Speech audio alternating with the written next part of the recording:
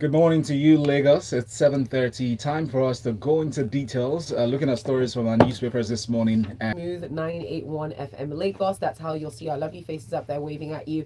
And as we jump into the newspaper analysis, feel free to share your thoughts with us, not just on Twitter, where you can use the hashtag FreshlyPress981, but also by sending us a message to our WhatsApp number. It is 0809 444 0981. Now, our first story has to do with the Inspector General of Police. He has been in the newspaper quite a lot recently. That is Ibrahim Idris. But the New Telegraph newspaper, which is where we're taking our story from this morning, declares the headline reads, IGP incompetent, unfit to hold public office, so say the Senate. And the reason for this is they say it has been disrespectful the way he's ignored a lot of their summons.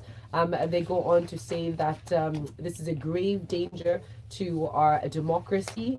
There are a lot of fantastic one-liner quote here, but I'm just going to let you to this for me. What's your takeaway from this? I chuckle, but the Inspector General of Police is really not. He's not supposed to be above the law. Yes. Kind of thing. It is a challenge that we are facing with the executive arm of government generally. I mean, the IGP particularly. I mean, if he can disrespect, if he can disobey the orders of his own boss, that is the president himself, it should come as no surprise. And so far as we know, we don't know what measures were taken behind the scenes after the meeting that they had. But so far as Nigerians know, nothing has been done in respect of that particular act. So it feels like, well, you didn't chastise them the first time. Why do you think? But generally, with the executive arm of government, because they are the arm with the executive powers, it generally feels like there's almost nothing that the other arms of government can do to them. Because under the Constitution, when you're invited like that and you refuse to come, the Senate has the powers to order your arrest. But then it is the same police that will have to effect that arrest. Yes, so it's the same way. It's the same way that there are court orders, but it is the same executive that is supposed to give effect to those orders, and so they're the ones. So it sort of leaves the other arms of government at the limbo at what to do in respect of it. Because if you go down the story, when the Senate, after all the so-called superlatives and everything that and all the complaints, when we go ahead to what are they going to do about the situation? The only thing that we find is that the chamber mandated the Senate leader and the chairman Senate Committee on Police Affairs to report just to the President Buhari, and that when the president of the Senate and the Speaker of the House of Representatives met with the president last weekend, they also reported him to President So Buhari. it seems as if they have no power over him. Yeah, sort of. And it makes us want to look at other democracies. I mean, the US is not a perfect democracy, but it makes me want to look at how do they run in such a way that nobody can do this. Sort of processes and exactly. processes. But didn't the National Assembly in a way bring this on themselves though? Well, why do you say that? Yeah, we've seen I mean, I'm not saying that the IGP is correct, but I think the National Assembly themselves have over the last few years, unnecessarily invited an executive especially politically motivated invites to the National Assembly, and basically just come there and disparage them. The case in point now is he's being invited because they did not lie. Absolutely. Yeah. So to an extent, I think they have also, we abused these powers that they have. And the one way I would agree with Ugo Dre is sometimes when you look at the other jurisdictions, you find out that they're scared of the public outcry that will happen. So, but you find out Nigerians, because it's the Senate, like the Senate themselves don't have enough goodwill for us to. People are like, well, here's something that would be interesting to just look at. That I do understand that actions of the Inspector General of Police have been worrying, and they are worrying. Yeah. When you see the chief officer responsible for sort of securing, civil order. But the other thing I'd like to look at is how quickly the Senate move whenever they're disrespected. Versus dealing with real issues that are going on within the country. Exactly. They've been threatening, we're going to shut down plenary so we can address the killings. But what actual steps have you taken beyond disparaging people, beyond making public statements, beyond what looks like a lot of grandstanding? The Senate and the National Assembly. Which is why the public doesn't bother to fight for them. Do you even see the attendance? How many people are in there? Yes, Not Kansas looking- City. Indeed. All right, let's keep it moving. We are still going to be talking about the police, though, but this time police screening. There's a recruitment in progress at the moment, and shortlisted candidates on the ongoing screening into the Nigerian police force will have to undergo psychiatric tests to ascertain their mental state. The Vanguard newspaper has the headline police screening candidates to undergo psychiatric and drug tests. They also say that any candidates found with any traces of drugs in their system will be denied admission into the police. They go on to list a number of requirements. There are height requirements. For men, you need to be at 1.67 meters and 1.65 meters for women.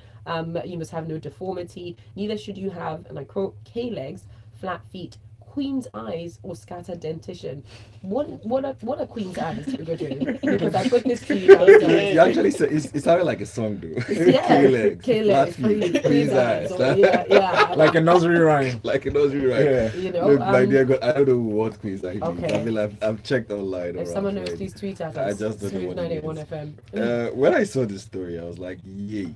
So, I mean, you mean like, don't they ever undergo psychiatric test in From the first before. place? It's Yeah, like before it's they new. think, I mean, like, this is new. I'm like, no wonder. Well, one way or the other, it's a good development. We want the Nigerian police force to get back to where it was, perhaps maybe before some of us were born. Yeah. Because at least the police, they've basically been the same, just that they've changed uniforms a few times. But it actually goes beyond Nigerian policemen or the intended recruits. What about the existing police Exactly. that Yeah. we have today? Yeah. I mean, like, you look at them and you ask yourself, are these guys actually normal? Now, is it the way they chase after bus conductors? Is it the way they address you? Is it the videos we see of them Is it the fighting videos we themselves? see fighting, their eyes always red, how unkept they look sometimes. Sometimes you see them brandishing guns, wearing bedroom slippers, the way they even sit in their cars. How can anyone be normal doing this kind of job? So perhaps maybe the job itself make you just Which is where the periodic test should come in. You shouldn't Yeah, just so- be for the recruit. yeah. But the thing is that if I can bet money today that if you conduct a psychiatric test on the average policeman, at least 99% of them will probably fail. Here's the question. What if you conduct a psychiatric test on the average Nigerian?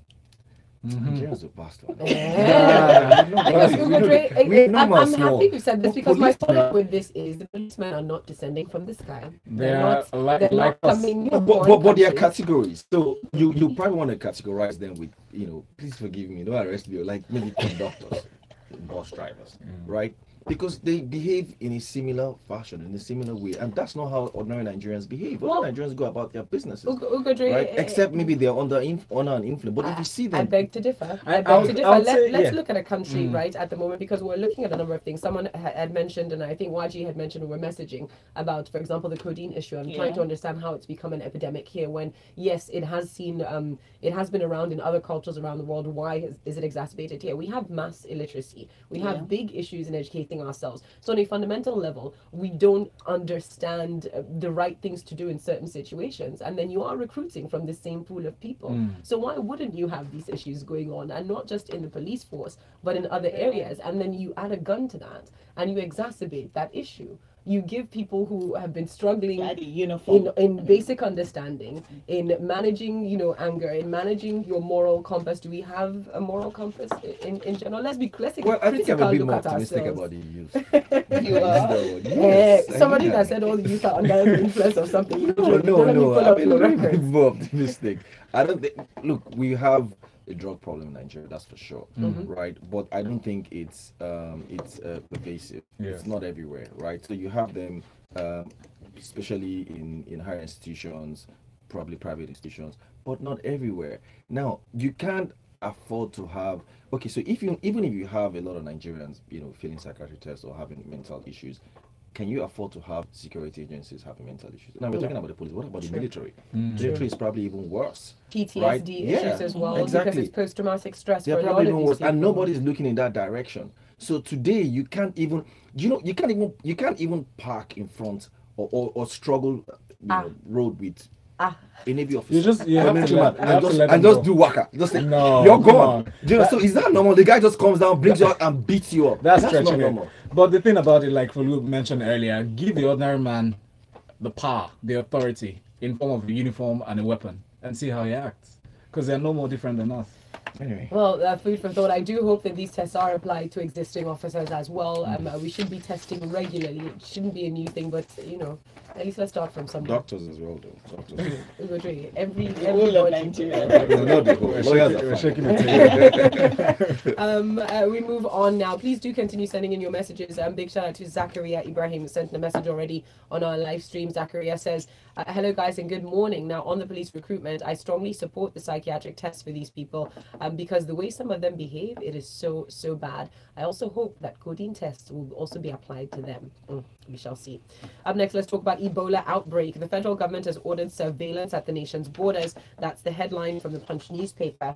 And we are told that following the outbreak of the virus in the Democratic Republic of Congo, there have been confirmed 2 cases, about 16 deaths that appear to be related to the Ebola virus. So the Ministry of Health are saying they're stepping up their surveillance. We've noticed that at our airports for a while when the outbreak died out a few years ago, we no longer had the screening. But then is it just the airports we should be looking at? Our land borders have That's the one that the airports I'm not so bothered about. The land borders, I'm not sure how effective the screening process will be. And we are a bit luckier this time. We've heard news of the outbreak before somebody sneaked into the country and started to infect us. So we are dealing with more of a control, preventive, as opposed to somebody has come in. So yes, I'm glad that the FEC and the Ministry of Health has started already to do stuff regarding to it. And I wanted to, I think it's because it died, even private citizens, you know, everywhere where you used to have dispenser for sanitizer. Sanitizer. It's gone. It's they're all gone. Well, I mean, like, even if the boxes are still there, they're now empty. I feel like we're talking about It was trendy at some point. Artifacts You know? now. Like the other artifacts, like time. So like, I think it's time for all of us to start again. Do you also believe that maybe the prices of hand sanitizers are going to come back up? Oh, maybe. Yes, the way you did. That didn't happen. Yeah, but it's time for all of us to start again. And the campaign about washing your hands and general hygiene and all of that. It is time for all of us starting. And the next story is worrying, considering that we are preventing similar issues. Yes. All right. A big shout out to Oshin Sanjo, who sent in a Twitter message to say Queen's eye is glaucoma. Thank you for that. And she's okay. No, they did write Queen's eye, not squint eyes. They Queen's eye is the thing, but we've learned something new. And very quickly, as we are talking about health, I mean, you say luckily for us, we've been warned ahead of this Ebola outbreak. But up next, the health workers have declared an indefinite strike nationwide. And it just makes me remember, it takes us right back to when we did have Ebola the first time. We were also looking at a health worker strike at the time. Now, Johesu, which is the joint health sector unions, on Wednesday declared a nationwide indefinite strike, and they're saying because there's been an outright refusal to implement the agreement reached between the government and Johesu on the adjustment of salary structure, amongst other things. Over to you, Kumi. Yes, so this is what always happens, and the refusal of the government to implement most agreements is the reason why fresh negotiations and talk never work, because they feel like if we negotiate with you all over again, we reach an agreement, we call off the strike, you disappoint us once again, and that is an issue that the government has to deal with. And the annoying thing is that if we look at the areas where we get strikes in the country, they are critical and very sensitive areas. If it's not the health workers that are going on strike, it's the education, it's the teachers, and all of that. And the priority of any government, I believe, should be security, health, and education. And for some strange reason, those are the major challenges we have in Nigeria. And it all goes back to, because we know that everything is money, so it all goes back to our budgets. It all goes back to what we give priority to in the budget. I think a few days ago I heard that the Senate President said something about marking 1% of the budget for the health sector because of how important it is. Everything.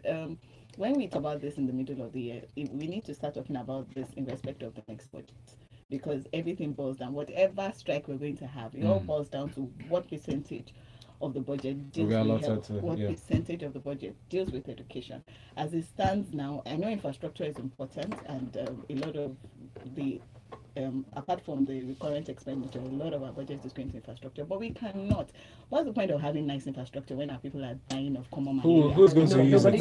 Nobody to run the nice infrastructure. Exactly. What's the point when we can't educate the youth that is supposed to take over and all of that? So yes, we need to balance things out a bit. Infrastructure, yes, but health, education, security, we need to give those priority. And it starts from the budget. Okoyemi sends a message here on WhatsApp. He says, talking about the Senate, are they themselves fit to be in the Senate when they abandon the whole session to visit Dino in the hospital?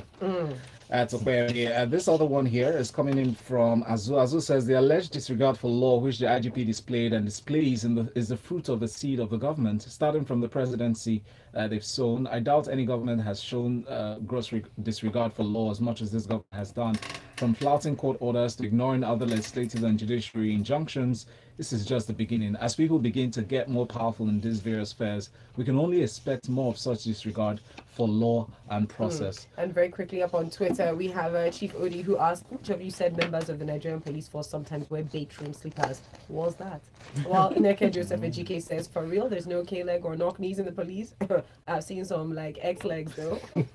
Let's carry on.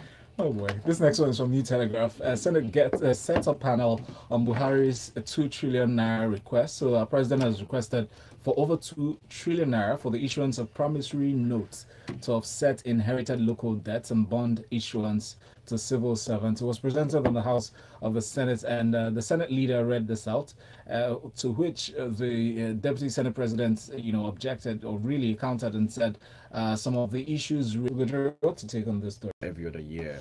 And we also have contractors that because you build your roads around your street, or who supply one thing or the other to hospitals. These guys are also being owed. Now, a lot of them have been owed since the last dispensation all the way down to the current dispensation. And even though the economy is on the up, the government revenue is still not as good as it was, say, 3, 4, 5 years ago. So government has been on the borrowing binge. So now they need to raise money to pay some of this. So promissory loans are basically short-term debt. So they need to raise money to pay these contractors, because if you don't pay them, then a lot of your the work that you need to do down the road becomes stalled. Now the downside of this is, I think Nigerians' local debt is currently 12 trillion thereabout. Yeah, so you're at trillion in debt, and the total, that's like 100% of total revenue. I think it's probably 120% of the total revenue that the government earns in 1 year. Wow. Not just the federal government, the entire Nigeria in as a its whole. entirety. Probably earns about about 10 trillion or so per annum. So this probably takes our debt now to 14.something trillion. But it's important that they pay local contractors. So I'm sure you probably have a brother, sister, auntie, uncle, in-law somewhere on the there pool waiting for their own who share. makes a living by being a contractor for the government, either through supplies of goods and services, or even construction contracts. They haven't been paid for months. And the good thing is that money like this, if they actually end up paying these guys, typically flows back into the economy, because they end up also paying the people that they are owing. They also pay down bank loans, they pay salaries and all of that. So let's just hope that they can actually get this loan, and then they pay the contractors that they're supposed to pay without kickbacks. So talking about payments, money, Ugo Dre would link to the next story. Now, this is from Punch. Representatives ask federal government to suspend planned strike of NLNG and demand CBN's audited account. In this story, we know that Nigeria owns 45%, has 45% stake in the Nigerian Liquefied Natural Gas Limited. And it described it as one of the most successful and lucrative investments of the government. The House of Representatives is requesting that the government, reconsiders their intention to sell it off. Yes. So, to be fair, NLNG has been, like they said, one of the best investments the government has ever done. I think last I checked, they were doing about $1 billion or so in dividend nearly every year to the government. So it's been a great investment. However, I personally hate to see government in business. Government has no business in business. Just hand government business over to private sector, let them run. That's my belief. And then focus on enabling environment, creating an enabling environment for businesses to thrive. So, and we all know that government experience in business in the past, NNPC, we all know what NNPC is like. NNPC is government's ATM. They never ever want to sell NNPC. So they're probably looking at NLNG as the easiest one that they can sell, because it doesn't have all that political connections or political exposure that NNPC has. Yes. So yes, you can be a bit worried that, look, government can be selling us some of these juicy investments. But if you want to believe that government has no business in business, then I think that we should encourage government to sell down its stake in NLNG and then use that money, provided of course that they can use that money for to offset the kind that like the healthcare sector. Invest that money in the healthcare sector, invest that money in education, and then start to create an enabling environment for businesses to thrive. The private sector is very good at managing businesses anyway. Of course, so far you also don't sell that the NLNG to some of those, just make sure that somehow find a way to put it in a Nigerian stock exchange, so that Nigerians can also just own it directly, because at the end of the day, government owns it, and if government owns it, Nigerians own it, but at the end but you don't get dividend directly from NLNG. But ultimately, it should boost the economy somehow. Yeah, and then if you're practicing the kind of capitalism that a lot of countries practice, these days they don't own, like British Petroleum, for example, it's not owned by the UK government. That's right. Well, very quickly, a few more messages have come through. Henry Manuel sent in a message on WhatsApp taking exception to Ugo Dre's analysis of the police. He says, I've communicated with several of these ordinary police officers, and the working conditions are horrible. Our law enforcement officers develop the attitude we complain against just to cope. We as a country and as a people don't deserve the police that we desire. Now, even if the new recruits are subjected to rigorous psychological evaluation, the conditions of service will resurrect the attitude that we've come to associate with the police. That's what we said before now. Okay. We've got more coming in still. This one is in from Eso, who says the Senate has trivialized their office because of all the spurious investigations and summons. So apart from that, their summons are never about the people, but about their own interests. Be that as it may, the IGP seems to be a law unto himself, and this is not ideal for the person in charge of law and order in the country. He's simply another symptom of the larger problem of impunity in Nigeria. And up on Twitter, finally, Kunle D says the National Assembly should just pass the 2018 budget and stop disrespecting the Nigerian populace. Then they can go after the IGP on Dino's matter. We'll get to that story in a bit. But next, from Thisday, we have this one. Experts push for professionalism to check fake news. In recent times, we've heard reports, troubling stories really from the northern part of the country.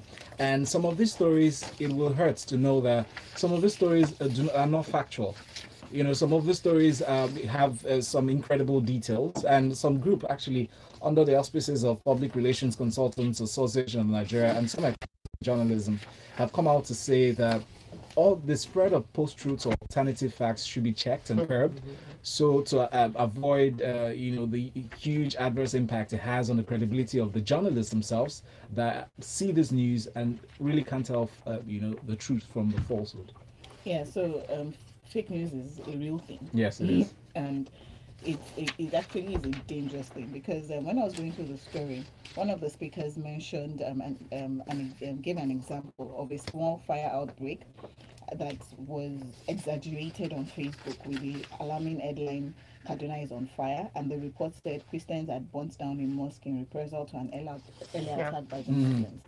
Those kind of information, a group of young boys read it and immediately and they go and react. In fact, he actually said it was just 3,000 naira. It was just a small fire. So yes, it's something that we need to deal with instantly. The only problem I have with organizations like this is it seems like this is all we do. We sit down and we organize conferences and seminars and we talk about it. How about let's drive policy change? For instance, we do have a Cyber Crimes Act that covers a broad set of issues. Yes. We I'm sure many Nigerians don't know that we have an act that criminalizes cyber stalking, cyber bullying, cyber squatting, fake news. Auntie, I... Yes, Folu. Okay, please, just to say, while this is great and it's true, we should be doing something, but typically the people that should do something are the government. Every time the government talks about cracking down on people who are spreading fake news, we all go up in arms. We're like, no. Well, because that's typically what happens, because they're not members of the journalistic... that is the issue. Social media has become a platform where any human being can become a publisher and can become sensational. It's the danger of online, of such a hyper-connected world. And so when I say that they should do something, it's things like, okay, let's look for, we have a problem, we have an act that is hardly implemented for whatever reason. Let's look into that. Let's create awareness as to the fact that what you're actually doing is a crime. And for people listening out there, you have to start getting responsible with your sharing. You receive a video on WhatsApp. You don't have to spread it around. That is, I'm talking about doing things like awareness, policies. Why do we have an act that nobody wants to implement? Nobody wants to test. Sorry, Folu, very quickly. There's something most people do not realize. Some of these WhatsApp messages that you get that carry false news, most of them, especially those that have, have very sensitive information that has to do with. I've always wondered what's the science behind people who like send broadcasts. Most people do not realize that when you're crossing the borders in some countries, it puts you in problem because they check through this phone. Yeah. If they see as much as one message forwarded.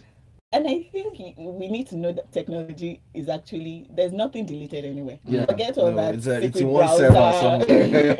I deleted it on my phone. You are creating a public, sort of like a public bank of your behavior. That is exactly what you're doing. That can come to bite you anytime in the future. Just a couple of things. One of my favorite people to quote, Obama, where he talks about the danger of your own information bias. You are cocooned in your information bias, because every time you input something onto the internet, it logs your patterns, logs your behavior, and shows you news items and stories that are attuned to you and what it is that you already believe, the way that you already perceive the world. So it's very easy for people to shift in one direction. The second thing is, I'm still not sold on the general Nigerian populace accepting that they are putting out a lot of fake news in the short term, because every time you try and challenge anybody on any of these issues, what you hear is, my friend, have they given us lights? We don't have this, we don't, and you just point a finger and try to distract the issue. But for some reasons, we have to. One is from Thisday, 2018 budget to be. You're passing a budget in May for half the year, and when are you going to start implementing this? But yes, it usually typically spills over to the next step, but we can't continue like so. In other words, the Buhari administration has gone through 4 years without passing the budget on time, and that is to this same National Assembly that wants the police IGP to come and stand in front of him and answer questions and be like. Thank you. On that note, let's round up with a few messages that have come through. Up on Twitter, first of all, Ife Ogumji, I hope I didn't destroy your name. Olori Africa, shout out to you. She says, my husband has shown people on WhatsApp, if he sees fake news on Instagram, etc., he will abuse the person who sent it. Better still block. Well, Undukwe Onoaha reminds us, he says, on this fake news matter, let us also remember that those that spread fake news within the government, as well as those journalists that help them in their propaganda. Interesting. Miss Ayomide says, senators appear like jelly wobbling on plates. They've always been incompetent. They've got what they deserve, and although the IG is not above the law, nevertheless, he cannot be used as a puppet for their political and selfish agendas. Very interesting. Let's see if we can round up with a few more on WhatsApp. There are lots more messages coming through. This one is in from Gbenga Kamu, who says, we like to talk as Nigerians. Is that not why Nigeria has radio stations devoted to talking?